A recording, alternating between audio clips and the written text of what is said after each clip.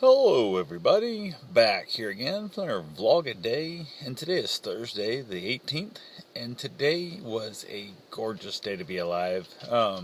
Weather-wise, it was dreary, rainy, overcast, cold, and ridiculously windy all damn day long. It would stop raining for little bits of time here and there, then it would sprinkle and it would mist, and then it would rain like pretty good again, back and forth, and really just weather-wise, crappy day, but any day you're alive is a great day to be alive. So went ahead, got this morning, got a handful of things done around the house here with the weather like it was. I wasn't doing anything outside. Really didn't do anything with the van either because it's too wet to put anything in. If I put insulation, that kind of stuff in, it's going to cause me issues. It's going to cause me problems with worrying about humidity and stuff in there. So I just kind of ignored it completely.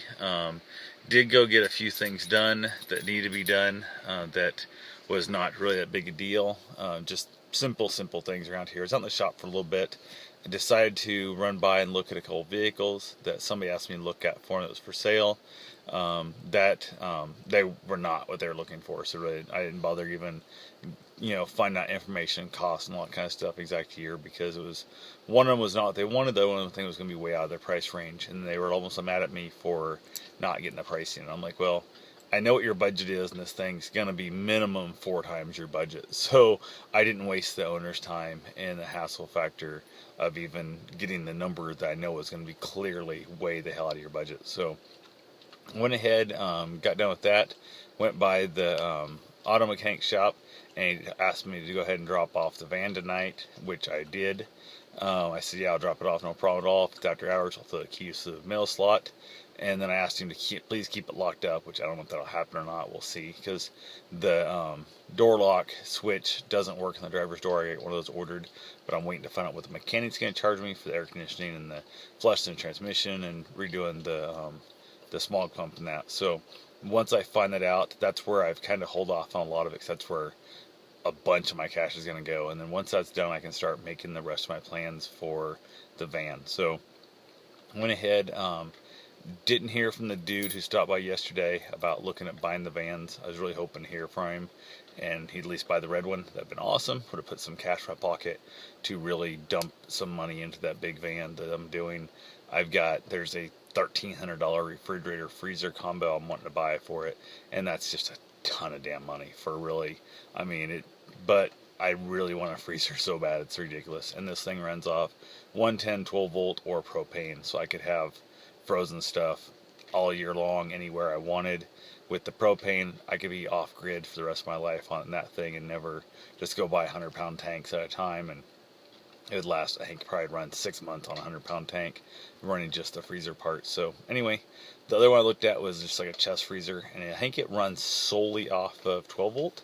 There's one I looked at runs 12 volt and 110, which would be fine, because like it'd be nice to be able to plug it in the house, get it super cold before you take off on a trip or somewhere. If I stopped and spent the night in somebody's driveway, whatever, run a extension cord out to it, or even just bring it in the house and plug it in and save my batteries and stuff, which would be really nice there too. So, but having the propane backup is insanely awesome.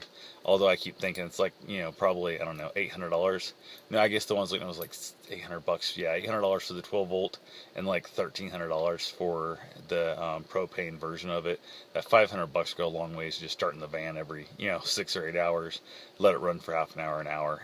How much fuel is that really going to burn? So where it makes a big difference, so I'm not going to be at the van for long periods of time where I won't be able to start the van up and charge the battery. So who knows?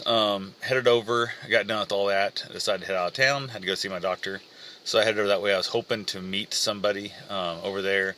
They have a little corky mixed dog that I was hoping to let Bruce meet and play with the park with the rain and stuff. I assumed they weren't going to make it, and they actually had a doctor appointment over there earlier that day, and it was slow. It got pushed back, a long ways. They were in there a lot longer than they thought they're going to be and whatnot. So didn't actually end up meeting them at all, which kind of sucked. I was kind of hoping to meet up with them, even if it wasn't for the dogs playing stuff. I only spoke to them online, and that would be kind of nice to actually meet somebody face to face. Always kind of adds a little bit different level of that there. So doctor took the stitches out, and that God damn, it's amazing how painful that is. It's ridiculous when he's down there cutting along and right there between the toes and stuff. And he spread them apart to get in there, and it's just not fun. But that's life. And he was kind of asking about the pain and apologizing for it and stuff. I said, no big deal. I said, it hurts like a son of a bitch, but this is after the toenail surgery, and this is nothing. Had this been before the toenail surgery, I would have been bitching a lot more and complaining about how bad it hurt and whatnot. So,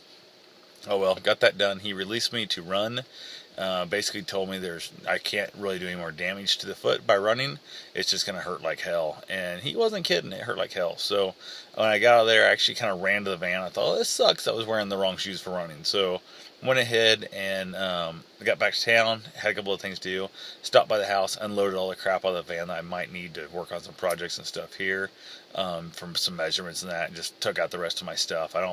I hate leaving stuff in my van or any of my vehicles when it goes to the mechanic shop and it's going to sit there for a while, just because, I don't know, I just don't trust them to keep the doors locked. I don't trust the people around that. I've had mechanics, assistants and stuff steal change on my ashtray and like a $10 bill out of my ashtray and stuff, and just dumb little crap like that. So took everything out of there that's not bolted down, aside from my trash can. If they want my dollar trash can, they can have it, I guess. But everything else I put in the garage. Came in, hung around here for a while and stuff, got changed, and put on my running gear. Oh my god, it felt so good to put on running gear.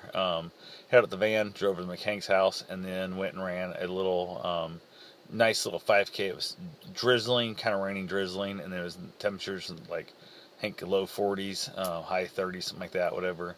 Wind was crazy, blowing around, whipping around like crazy.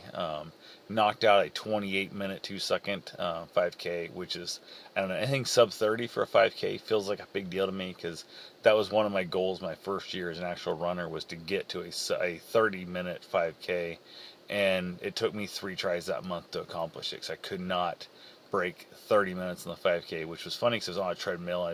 I couldn't ever do it. And it took, like I said, it took me 3 tries. So that was probably my hardest goal I'd set for myself at the time. That was took me multiple tries. Everything else I trained for it for that month, and in the month I actually ran it and knocked it out. And this one I didn't. Like I said, 3 tries to get there. So now, like, I've run a 30-minute 5K coming right off, a marathon and stuff like that. Just, it's a great feeling. I've been off for how long now, since my surgery, and I'm back out there, and aside from the cold air really kind of beating the crap out of my lungs, I felt like my lungs were really tight from the cold air. My ears were a little bit tight, or a little bit cold, which in a few months, 3 months from now, 40 degrees out there, high 30s, low 40s, I'll be running around with a t-shirt and shorts bragging about how hot it is, because I've been running in negative 13 degrees and crap like that. So, oh well, that's the good thing. Got back to the run, felt great. The whole run felt awesome. I was stoked as hell to run. It felt so good. Just legs were tight. My thighs were like insanely burned. It was kind of weird, almost like as if I was like running my first trail marathon. It was really weird how they felt, but I didn't realize I've been doing a ton of up and down the ladders, working in the garage and stuff, and walking weird with that foot being aggravated. It's amazing how you can really just use a lot of muscles you're not used to. So got that all done, got home, got showered. I don't know, it just felt so damn great to be out running again. I was so excited about it. I just felt like a badass. I'm running around the rain first day too, and it's cold, and cars are, seeing stuff, and they're thinking, that crazy bastard, who the fuck's out there running, kind of thing. So that was a cool feeling. But other than that, good day. Watched a little bit of Netflix. Nothing real major there, and pretty much that was my day. So talk to you guys tomorrow. Have yourself a safe and wonderful day. Thanks for watching.